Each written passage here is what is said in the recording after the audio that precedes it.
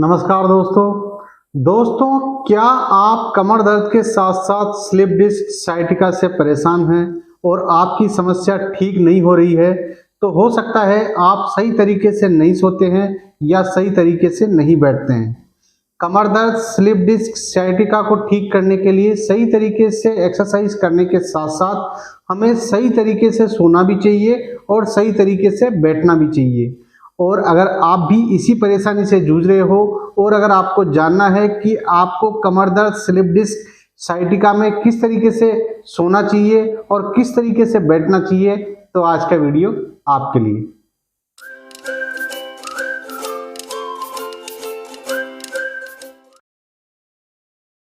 मैं doctor CL San स्वागत करता हूं आपका हमारे चैनल डॉक्टर सैन फिजियो में। दोस्तों, अगर हम कमर दर्द स्लिप डिस्क साइटिका से परेशान होते हैं तो हम कई तरह की गलतियां हमारे सोने और बैठने में कर देते हैं, जिसकी वजह से हमारी जो समस्या है वो ठीक नहीं हो पाती है और दिन प्रतिदिन बढ़ती जाती है। इस वीडियो में मैं बताऊंगा आपको कि हमें कमर दर्द स्लिप डिस्क और साइटिका में किस तरीके से सोना चाहिए और किस तरीके से बैठना चाहिए, जिससे हमारी जो परेशानी है वो बढ़े नहीं और जल्दी से जल्दी हमारी जो परेशानी है वो ठीक हो। तो इसलिए मेरी आपको सलाह है कि वीडियो को बिल्कुल भी स्किप ना करें और एंड तक जरूर देखें। दोस्तों, जब हम कमर दर्द स्लिप डिस्क साइटिका से परेशान होते हैं तो हम कई तरह का इलाज इस समस्या को ठीक करने के लिए करवा चुके होते हैं। हम डॉक्टर के द्वारा प्रिस्क्राइब्ड मेडिसिन भी लेते हैं, हम रेगुलर एक्सरसाइज भी करते हैं, हम रेगुलर फिजियोथेरेपी भी करवाते हैं, लेकिन उसके बाद भी हमारी जो समस्या है वो ठीक नहीं हो पाती है। तो हो सकता है कि हम सही तरीके से अपनी कमर को नहीं रखते हैं, हम हमारी कमर को गलत तरीके से गलत पोस्चर में लंबे समय के लिए रखते हैं। इसका मुख्य कारण होता है हम गलत तरीके से सोते हैं या फिर गलत तरीके से लंबे समय तक बैठते हैं, जिसकी वजह से अनवांटेड स्ट्रेस हमारी कमर की मसल्स पे, लिगामेंट्स पे और डिस्क पे आता है और हमारी समस्या कम होने के बजाय बढ़ती जाती है। लेकिन आप चिंता नहीं करें, आज इस वीडियो में मैं आपको ऐसे ही कुछ बेस्ट तरीके बताने जा रहा हूं, जिनको अगर आप सोने में और बैठने में अपनाएंगे तो आपकी जो समस्या है वो बढ़ेगी नहीं और जल्दी से जल्दी आपकी समस्या ठीक होगी। अब मैं आपको एक एक करके सारे पोस्चर बताऊंगा जिस पोस्चर में हम कॉमनली सोते हैं और उनमें क्या क्या मिस्टेक हम कर देते हैं, जिसकी वजह से हमारी जो समस्या है वो बढ़ती जाती है। जब हम सीधे सोते हैं और हम हमारे पैरों को सीधा रखते हैं तो हमारी जो पेल्विस है वो इंटीरियरली टिल्ट हो जाती है, यानी आगे की तरफ घूम जाती है। इसका कारण होता है हमारी जो इलियोसोस मसल्स है वो टाइट होती है, जिसकी वजह से हमारी जो पेल्विस है वो इंटीरियरली टिल्ट हो जाती है और एक गैप हमारी लंबा स्पाइन में क्रिएट हो जाता है, जिसकी वजह से अनवांटेड स्ट्रेस हमारी जो कमर की जो मांसपेशियां हैं, लिगामेंट्स है और डिस्क है उन पे पड़ता है और इससे हमारा जो दर्द है वो बढ़ता जाता है। अब अगर हम हमारी पेल्विस को न्यूट्रल पोजीशन में रखें तो ही हमारी जो कमर है वो न्यूट्रल पोजीशन में रह सकती है और उसके लिए हम क्या करेंगे, हम हमारे पैरों को मोड़ लेंगे।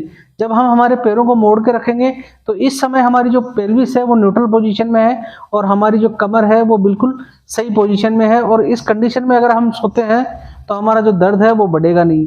लेकिन अब हम इस पोजीशन में सो नहीं सकते हैं, तो इस चीज को हम करने के लिए हम क्या करेंगे, हम दो पिलो का यूज करेंगे, जिनको हम हमारे दोनों घुटनों के बीच में इस तरीके से लगाएंगे।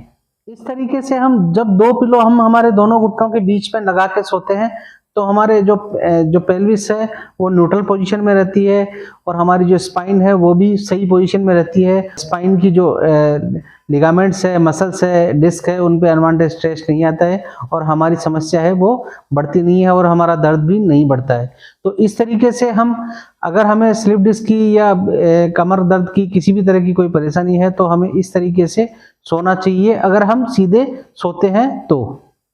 इसके बाद अगर हम करवट लेके सोते हैं तो हमारी जो स्पाइन में जो कर्व्स होती है वो डिस्टर्ब हो जाती है। इसका कारण होता है कि हमारी जो पेल्विस है वो वहाँ पे ऊपर होता है और हमारी जो रिब्स वाला पार्ट है वो भी ऊपर होता है, लेकिन जो हमारा बीच वाला जो पार्ट है वो नीचे चला जाता है।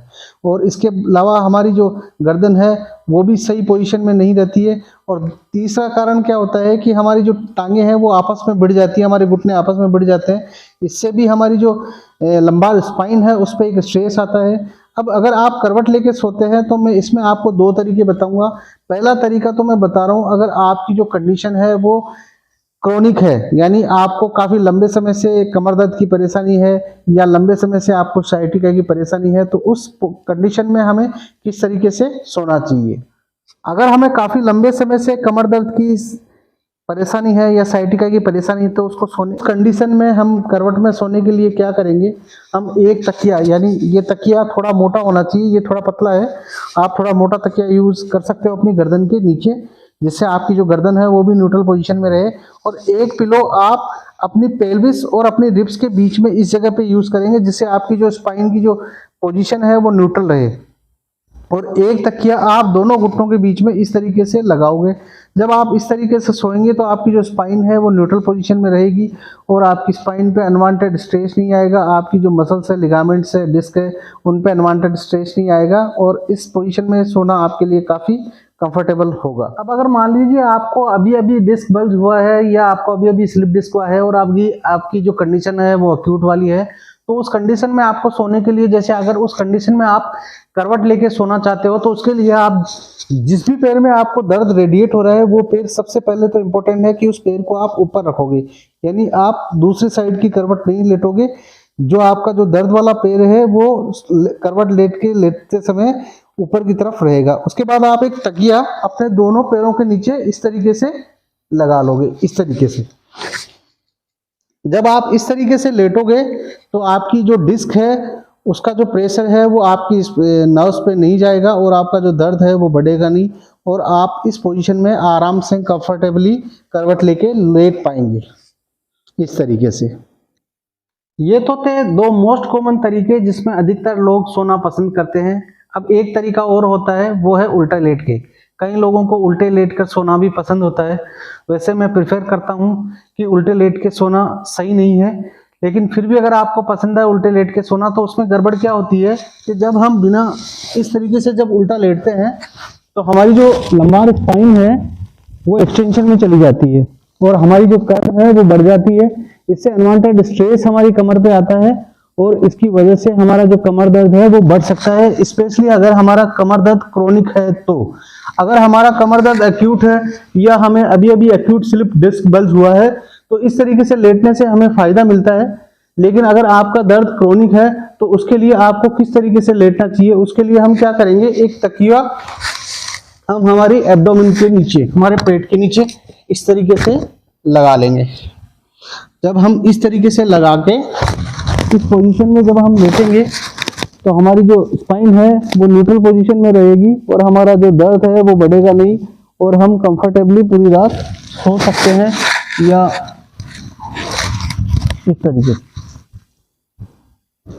ये तीन तरीके तो मैंने आपको बताए हैं लेटने के, जिसमें अधिकतर लोग लेटना पसंद करते हैं। अब मैं आपको बताने जा रहा हूँ बैठने के तरीके। अगर आपको क्रोनिक लो बैक पेन है, यानी आपको अगर पुराना सियाटिका का दर्द है, तो उसमें आपको बैठने पे इतनी ज़्यादा तकलीफ होती नहीं है, बल्कि बैठने पे आपकी जो समस्या है वो कम हो जाती है और आपको आराम लगता है।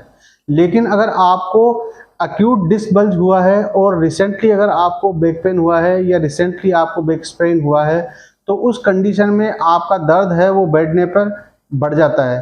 तो आपको किस तरीके से सही तरीके से बैठना चाहिए जिससे आपका जो कमर दर्द है वो बढ़े नहीं, आपका जो रेडिएटिंग पेन है, आपका जो सियाटिका का दर्द है वो बढ़े नहीं और कम हो। तो उसके लिए हम क्या करेंगे, उसमें सबसे इम्पोर्टेंट चीज़ तो ये ध्यान रखनी है फ्रेंड्स कि ये जो मैं तरीका आपको बताने जा रहा हूँ ये केवल नॉर्मली अपने घर में यूज़ करने के लिए है।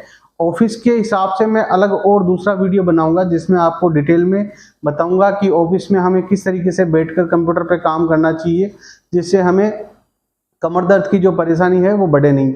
अभी जो मैं तरीका आपको बताने जा रहा हूँ वो अक्यूट डिस्क बल्ज के अंदर या अक्यूट लो बैक पेन के अंदर मैं बताने जा रहा हूँ, जिसमें हमें हमारा जो दर्द है वो बैठने पे बढ़ जाता है। तो उसके लिए हम क्या करेंगे, सबसे पहले तरीका तो हमें ध्यान ये रखना है फ्रेंड्स कि जब भी हम चेयर पे बैठें तो हम बिल्कुल पीछे टच होके बैठें, यानी हमारे जो हिप्स है वो बिल्कुल पीछे टच हो जाने चाहिए और हमारे जो घुटने हैं वो 90 डिग्री पे और हमारी जो हिप जॉइंट है वो भी 90 डिग्री पे रहे।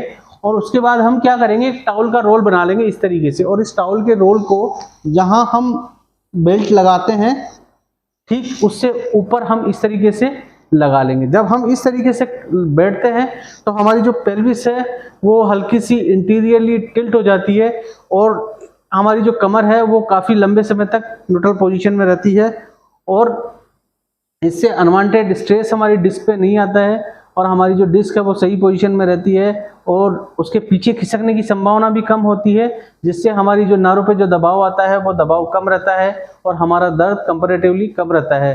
तो हमें इस तरीके से एक्यूट डिस्क बल्ज में बैठना चाहिए। एक्यूट स्लिप डिस्क अभी आपको हुआ है तो उस कंडीशन में हमें इस पोजीशन में बैठना चाहिए। आशा करता हूँ मेरे द्वारा दी गई जानकारी से आप संतुष्ट होंगे। फिर भी अगर आपके मन में कोई सवाल हो तो आप कमेंट बॉक्स में कमेंट करके पूछ सकते हैं। मैं कोशिश करूंगा आपके हर एक सवाल का जवाब देने की। और अगर आपको वीडियो पसंद आया हो तो लाइक एंड शेयर जरूर करें। अगर आप हमारे चैनल पर पहली बार विजिट कर रहे हैं तो हमारे चैनल को सब्सक्राइब कर लें और बेल आइकन को दबा के और नोटिफिकेशन बेल पर क्लिक कर लें कि उसकी ऐसे ही नॉलेजेबल कंटेंट्स हम आपके लिए लेकर आते रहते हैं। मिलते हैं अगले वीडियो में नए टॉपिक के साथ। तब तक के लिए bye bye. Thanks for watching.